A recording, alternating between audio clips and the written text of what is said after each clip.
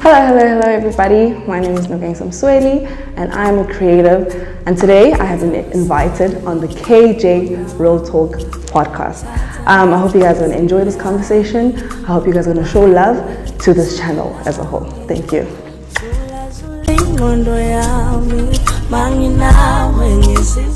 Welcome back to another special episode of the Thekjrealtalk podcast. And today's episode we're joined by Nonkanyiso. How are you doing, girl? I'm great. How are you? 24-year-old, born in Mpumalanga, Witbank, originally from KZN, Richards Bay. Oh my bad. You went to a cooking school and professional chef with 2 years experience and upcoming songwriter. I just feel like what brought you here is for the song that you dropped, you know. Because that's how you discovered me. Yeah, that's the funny part, you know. On this episode, I'd like to dedicate mental check, you know.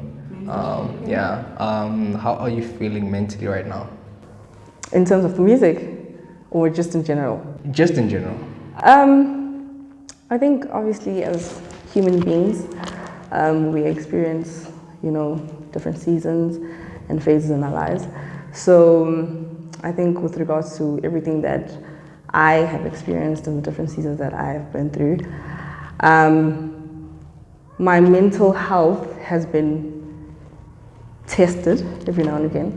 But I think I'm happy to say that I'm at a point and stage in my life where I'm a lot better and my relationship with God is a lot better as before.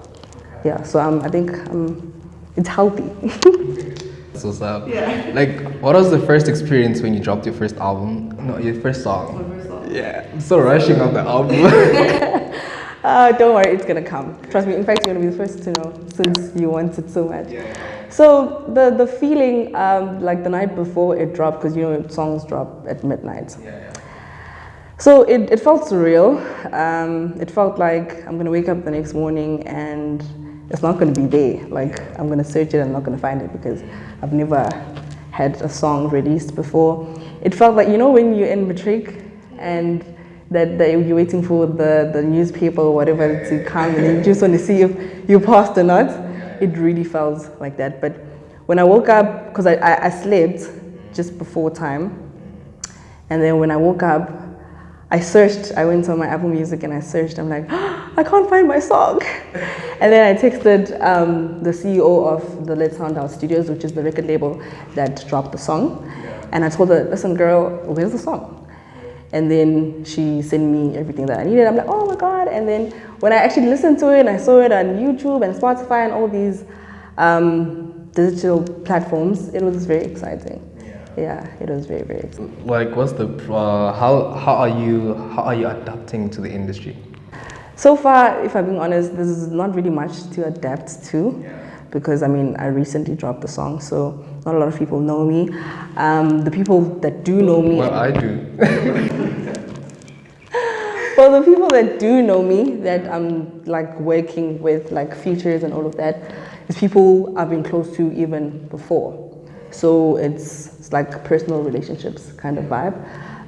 So far, I can't really say much on how I'm adapting, but I can say that with like being in the studio and being with other people that I've never seen, like same room with other artists and stuff, it's a bit intimidating. Yeah. Like I remember on my birthday weekend, there was like a studio session, and there were all these great artists, amongst me.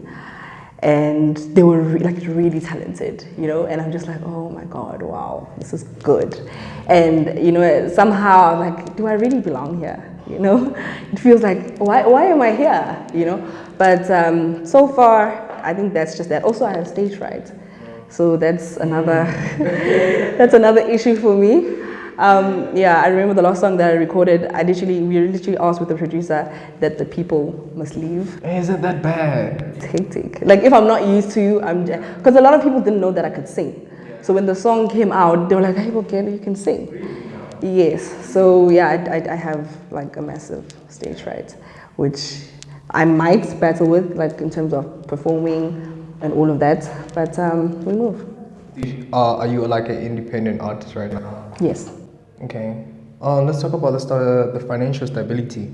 How do you advise upcoming artists to? Is it necessary for you to get a job or rely on your talent?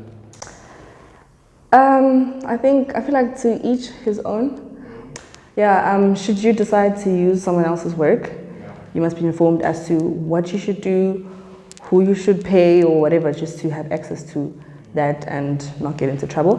And I also feel like, especially with upcoming artists, it's important to have a mentor, someone who's been in the industry, someone who can, help guide you in everything that you need to know, like with splits and all of that. If you're working with people, your shares, all those kinds of things. Yeah, it's important to just know someone who has been within to guide you. Yeah. You cannot be in the beauty industry and then not talk about Mpilontle. Yeah. Actually, the founder Yeah. of that business is in this is in this room. Yeah. But it is my sister's company. Okay. It's a beauty mobile salon. So we do house calls, we sell weaves, we treat weaves as well, Okay. install makeup, buff and shine for gents. So you hit me up. But that's my sister's brainchild. Okay. I'm just obviously an employee there, and I help wherever I could. Yeah. What was your thought process when you wrote Sthandwa Sami? So there was no thought process, because initially how it started, the CEO of Let's Sound House Studios asked me to write a verse for a love song rather, for her artist, one of her artists, right? So initially when I was writing it, I wasn't writing for myself or relating in any way. I was actually writing it for the artist, right? And then that's how it came about. It wasn't for me. I wasn't doing it for me. Yeah. How are you learning to celebrate yourself? Like the small wins. Like, do you really take them special?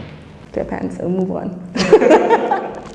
No, on a serious note, I don't think there's anything major that I've done to celebrate myself. If anything, it's the people around me that celebrate me. Yeah, but with me, I'm like, oh, you go, girl, and then we move.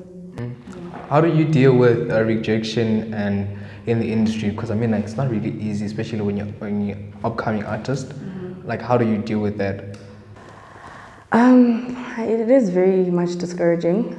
I think, I haven't dealt with it personally, but I feel like if I do, when I do, it's a way for me to look at it in a positive light and realize that it's not meant to be. Yeah. If it doesn't happen, it's not meant to be. Yeah. How are you finding the balance between your music work and outside music? Currently, it's very difficult because, as I told you, I moved from Durban. So I'm now in Johannesburg, and I need to now build a new clientele. I need to start all over again. So I'm literally at a point where everything's on pause for now. So I'm just working around it, doing my research, like especially with the deco, where to get suppliers and hire deco equipment and all of those kinds of things. So I can't really say it has been difficult so far to balance those things out. Yeah. Let's talk about hype. I think I had a conversation with you about this girl that had a trending song, and all of a sudden she started working in corporate now. Like, what do you feel about hype in general? Like how people succeed overnight and then, or one hit wonder kind of thing. As someone now who's in the industry, I fear it. I pray I don't experience it. But at the same time, like I said, should it not continue, should my career, my music career escalate, I guess maybe it was just meant for that one song, Like, I'm not gonna try and fight it or whatever, but I do believe in obviously pushing for your dreams and what you believe in and what you want to achieve. So let's try and not be what one-hit wonders. I think also it's like the lack of opportunities that are granted to us, especially like for myself as an independent artist. I don't have a studio, I cannot produce. I literally cannot, the only thing I can do is write and sing. So if I knock on doors and I'm not given an opportunity, there's nothing much that I can do. Perhaps pay, but you know how this industry is. It's not easy to just, get things done. What do you hope for to achieve in anything that you're doing right now? I hope to make a difference. Let's talk about mental health awareness in the music industry. We've seen a lot of people, artists. I don't know if I should say names, but yeah. No, don't say names. We've seen artists like here in. Let me just say, how do we raise mental awareness in the music industry? As a church girl, a spiritual being, the first thing I'm gonna say is having a relationship with God, maintaining that relationship with God. He literally pulls you out of anything. Even there's times where it feels like he's not there, but he's really there, and everything's working together for your good. And then after that, I guess also just working on your self-esteem, confidence, believing in yourself. Like it's not easy, but if you invest time in yourself and what you read and people that you listen to and whatever, it's not easy to be destroyed that easily. Learn to shut out the noise, like the comments of people, negative comments. People trend in for all wrong reasons. If you just know yourself, know your heart, God knows your heart as well. Just shut out the noise and do it for you. I think that's how you can really try and stay having a good mental health. I don't know if that makes sense. Yeah. The food.